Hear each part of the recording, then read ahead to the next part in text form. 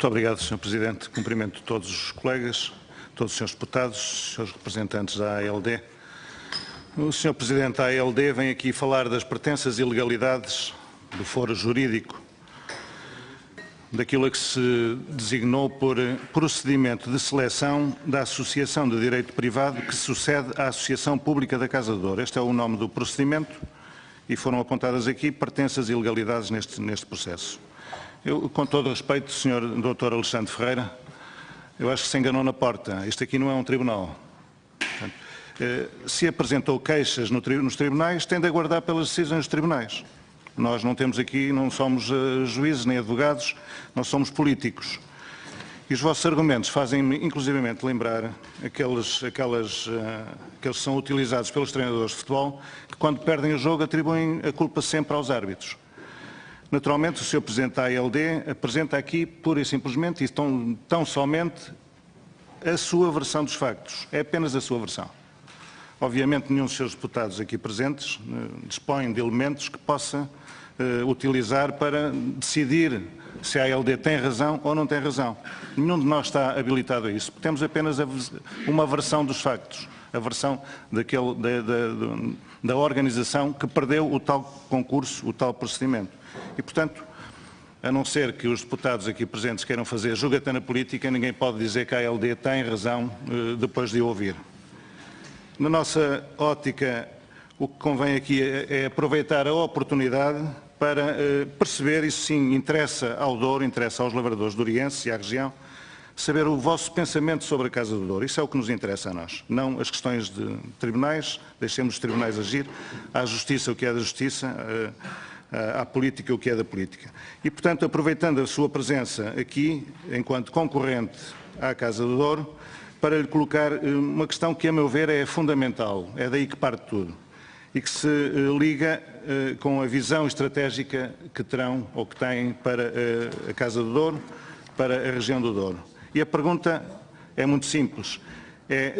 Qual é, na vossa opinião, o papel que a Casa do Douro deve desempenhar no desenvolvimento do setor vitícola da região do Douro, na defesa dos pequenos e médios agricultores do Douro? Em particular, gostava de vos ouvir sobre a questão que é muito importante para o Partido Comunista Português, com todo o respeito, e que se refere à natureza pública ou privada da Casa do Douro.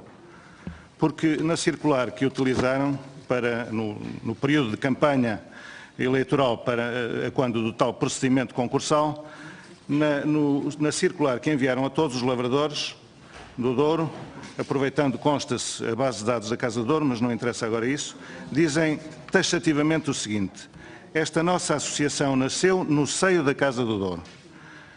E o facto de a Casa do Douro deixar de existir como instituição pública não significa que os viticultores percam aquilo para que trabalharam e deixem de ter quem os represente e quem defenda os seus interesses. E prosseguem.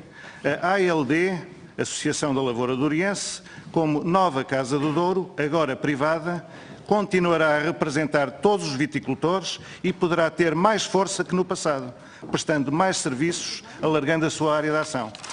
Ora, a pergunta concreta que fazia era, infere-se daqui que entendem que a Casa do Douro tem mais força se for privada, a pergunta era que discorressem um pouco sobre este tema, porque é de facto importante e é isso, há aí uma linha muito vincada que define as várias estratégias e os vários modelos de desenvolvimento da Casa do Douro.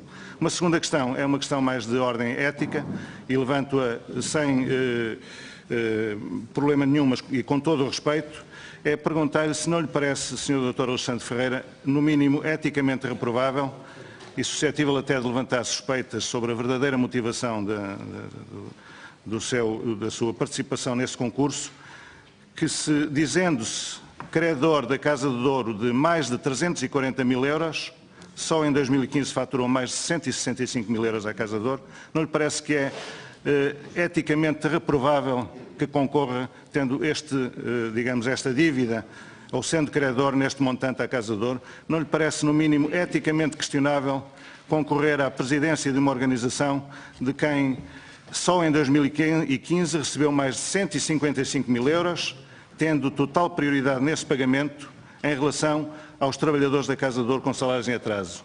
A pergunta é muito simples. Quem decidiu pagar a si e deixar de pagar aos trabalhadores da Casa do Douro? Esta é uma questão também importante. Uma última questão, a terceira questão, prende-se com a questão da imparcialidade no referido concurso de que já falámos várias vezes. Não lhe parece, no mínimo, feio usar os meios da Casa do Douro, as instalações da Casa do Douro, a morada postal e contactos da Casa do Douro, as bases de dados da Casa do Douro, para concorrer num concurso público à gestão dessa mesma Casa do Douro?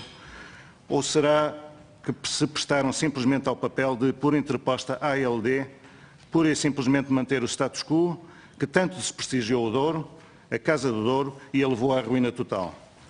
Pode dizer-se que não tem nada a ver com a anterior direção da Casa do Douro, que é uma fase nova, a vossa associação está completamente alheia do que está para trás, mas também se costuma dizer que quando algo se parece com um pato, anda como um pato e grasna como um pato, é porque é um pato. E termino por aqui. Obrigado. Muito obrigado, Sr. Deputado.